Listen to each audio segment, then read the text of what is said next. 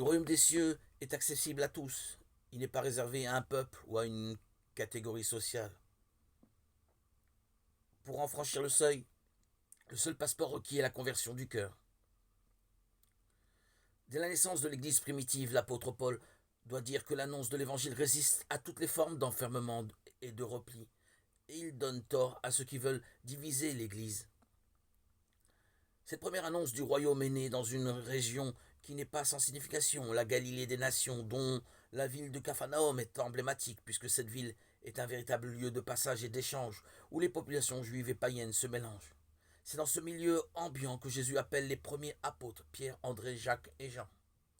Que ce soit dans le contexte de l'arrestation de Jean-Baptiste ou en mesurant la particularité géographique de la route de la mer de Galilée, il apparaît que le début de la mission de Jésus est sous le signe du mouvement, du changement radical.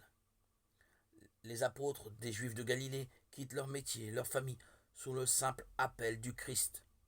Ils sont les premiers témoins de la conversion demandée par Jésus. Fallait-il que la rencontre de Jésus non seulement arrive au bon moment de leur existence, mais qu'elle soit suffisamment porteuse d'avenir pour partir ainsi à sa suite. Les signes du royaume sont posés, enseignement, guérison, paroles et gestes. En répondant à l'appel du ressuscité à ses apôtres de toutes les nations, faites des disciples, Matthieu 28, 19. Continuons à dire la parole de Dieu, à poser les gestes qui sauvent. Aujourd'hui, le royaume des cieux se réalise en chacun de nous par les Écritures, par la parole, par les signes que Dieu nous annonce dans notre propre vie, dans notre quotidien, dans notre ordinaire de tous les jours.